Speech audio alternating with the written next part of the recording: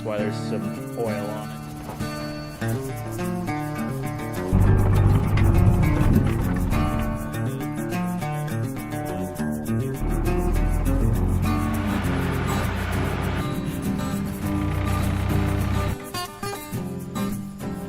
Hey guys, so this is part 2 of the Beatty Windmill Restoration.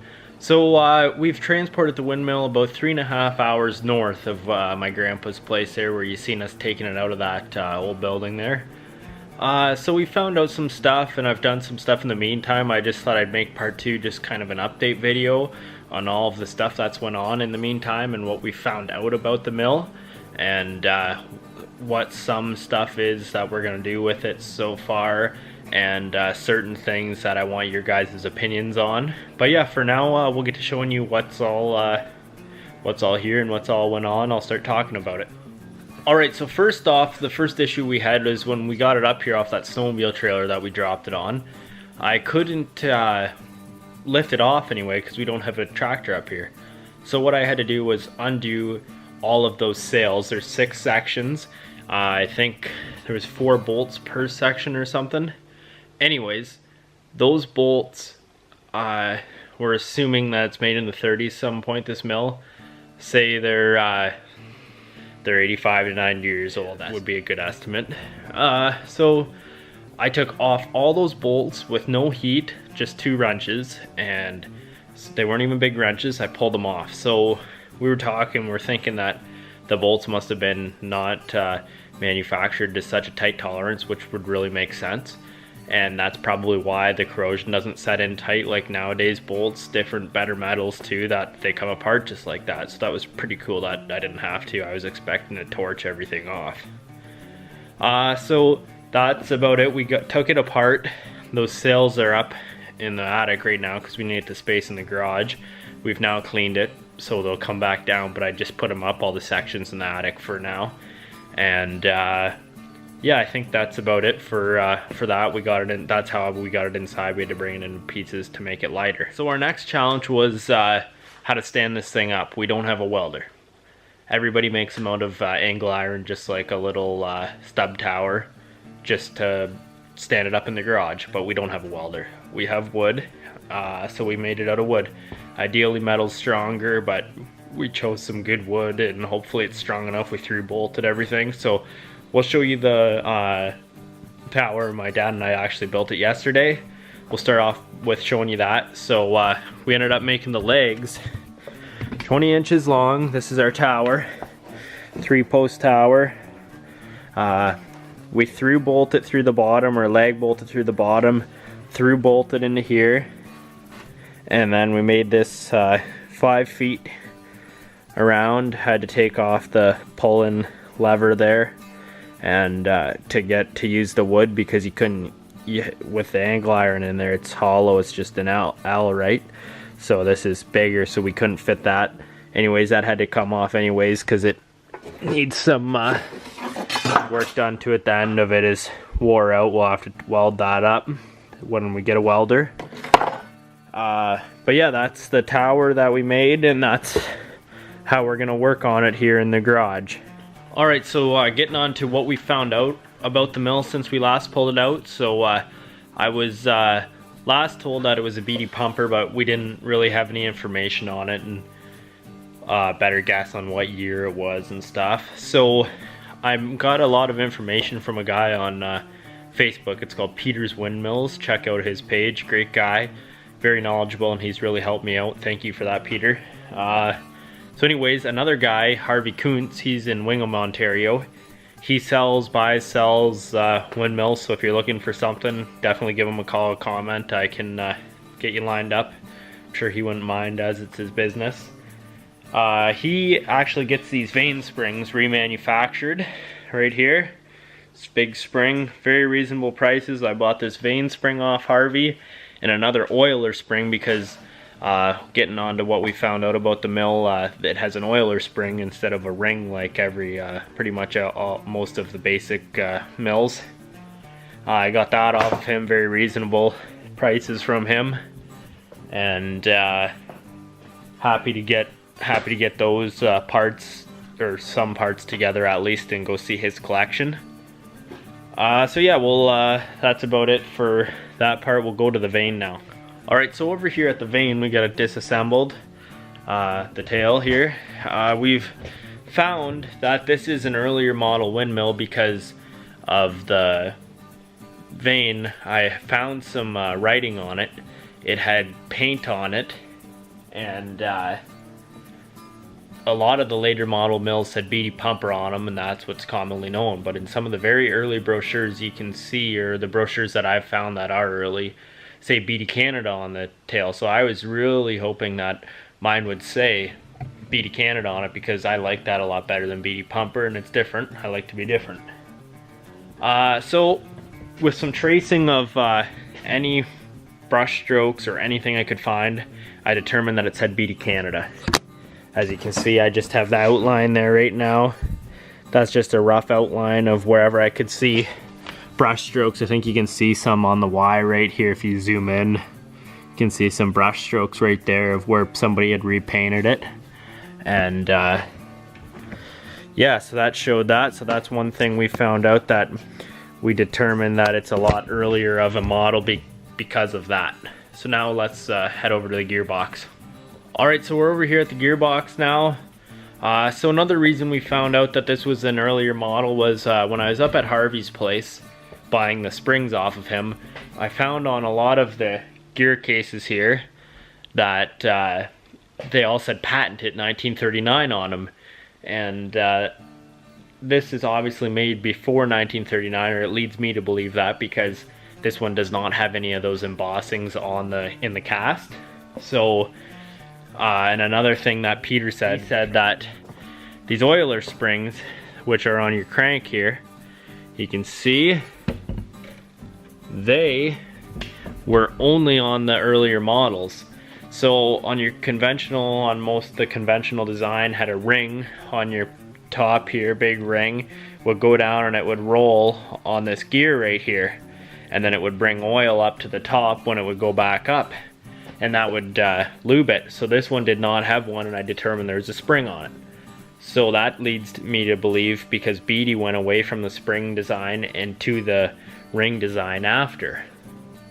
And Harvey stated when I was there a good argument to why do I think that the spring design was the earlier one and why the ring design was after, because the spring oiler was such a good model. Why did they go away from that? So my response to him was that the earlier ones, well, Peter, one, I said I led to believing that because Peter had told me the earlier ones had springs, and that the tails had the Beatty Canada on them, which mine has both of those. But the main thing that really makes me believe that is that it's not embossed 1939 patented, so we know it's pre-1939. And they made these mills from the 30s to the late 50s, I think. And yeah, so mine doesn't have any of that, so that's what led me to that. So it's a pretty cool design, why it has the oiler spring on it, and I really like that. It's different than other mills. So yeah, we'll get to showing you the inners of the mill. Before we get to the inners of it, we'll show you out here. You can see there's two spokes missing. These were actually stripped, so that's one thing on the list we're gonna have to get. I think I'll just get it cut, or I'll cut it and get it welded, a stub welded on there with the threads on it, so we can rethread them back in, and then we can reuse these brackets and everything and have the same pipe. I don't want to throw off the weight or anything. And one other issue that's not a big deal, it's not gonna hurt anything, is I found that from this thing laying down, this is cracked. I don't know if it's a common thing on the Beatties or not. I've seen on multiple ones of them up at Harvey's, they crack along here because water gets in the hub in the winter, runs down to the base, ends and freezes in there. So anyways, those are some of the defects that we found, and all these will come off to get redone anyways. But that's just what we found so far. So I'll show you the workings of the mill now and explain how it all works. Just a quick overview if you're not familiar with windmills. So coming up top here is just like a conventional motor, but substitute, instead of your connecting rods to this roller and a guide down there for your sucker rod, substitute that for a piston and you would have a motor, which really amazes me because windmills were designed before motors. And I'm not saying they were designed before motors, but they were produced before motors. And basically, if you could figure out that, say this is your crankshaft down here, this is a piston, it would just be a motor. But anyways, you're driving the crank off of a fan here. So you have your, it's geared 3-to-1. You have your main gear right here that comes in. And you have your 2 crank gears, connecting rods, wrist pin, wheel there to keep everything guided, and your 2 gears for the purpose of keeping everything central. Then you have a sucker rod right here, which in turn comes all the way through the body, attaches right here. This goes down when you're up on the top of a tower. It attaches to a pump and it brings your pump up and down, or brings it up and down, and then it pumps your water. So we'll do a little demonstration here and show you how this works. So I'll give this a spin here. So I'll grab this, it's geared 3-to-1, so that means every 3 turns of this goes 1 pump revolution. So here, I'll give it a good spin. There you can see, goes up, down, and it's bringing that rod up and down to run your pump. And you can see that spring on the other side, it would dip in the oil and bring the oil up to the top and oil those top bearings. As that spins, brings that up, and that's what pumps your pump up and down. As you can see, it spins very freely. Alright, so that's pretty much it. We've went through what we found out about the springs, the oiler, that it's an earlier model, and found some of the cracks, some of the issues we have to deal with. I think we'll just make the number 2 here just an update video on what we're dealing with, just showing you guys how this works and showing what we're gonna be all dealing with, like I said, on the restoration. And I want your thoughts to pretty much end it off. I have one more thing we'll go over about the vane and what we're gonna do there. It's pretty cool. But I want your thoughts on if we should re-galvanize it. I was thinking there's a place down the road that gets a lot of stuff galvanized, and I was going to see if they could re-hot dip it, because it just doesn't look right when you paint them silver, or if you leave it the same, which is pretty cool. I think I'm going to opt it out, but it would look like the inside there, it would look nice and galvanized like that.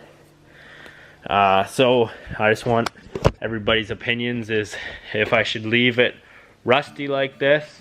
I do want to repaint the gearbox green. I was thinking leave it all rusty how it is, or clean it up though, or leave it all rusty altogether is one option. The second option is going to be paint the hub green. It's like a dark green from factory. You can actually see some of it underneath here still, right there. You can see that green there.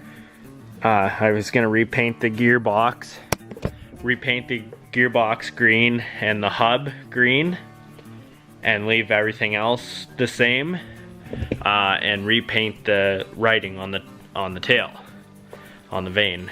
So that's 2 options, and the third was going to be galvanize it, and I guess a fourth would be paint it silver, which I really don't want to do because it's just kind of they look good up in there, but to me I just want to have it so it's preserved for another 100 years hopefully. So we'll get to go into the vane and telling you about that and what we're gonna do there, and then that's pretty much it for part 2. Alright, so before I forget, this is probably gonna be in part 3, I would assume. We'll see you in part 4. We'll figure out how I'll work this. But my good friend Ken, he has offered to help me out and redo this. We were gonna get him to hand paint this, but because he owned a sign company for years and he's really good at it. But then we got talking over a couple beers, thinking that we should make up a template for it and respray it just like they did in the factory. We want to make it all original, and Ken wants to put the extra work into it to make it cool, because he thinks it'd be cool if it's all original like it was right when it came out of the factory. So that being said, that was the last part. We'll get showing Ken. Ken wants to be in the video of him painting this and doing the stenciling and stuff, which is going to be really cool. He's going to explain what he's doing there. So that'll be a big part of the video, and a big part of the restoration, because when this windmill's up, that's what you're going to see. You're going to see a big Beatty Canada up there, and it's going to be cool having it all done right. So yeah, that's it for number 2 of the Beatty Windmill Restoration. I hope you liked it. This is just an update video, an information video showing you guys what's all went on with the windmill and how it works, what issues we're gonna have, what we're gonna be fixing, and the next one we'll be starting to tear it all down, free up parts, seeing what we're gonna have to replace, and yeah, you'll be in for a ride. If you want to watch all this go on, please give me a rate and a subscribe if you want to see the rest of the videos that I'm going to be uploading. Anyways, thanks for watching, guys. I hope you enjoyed it.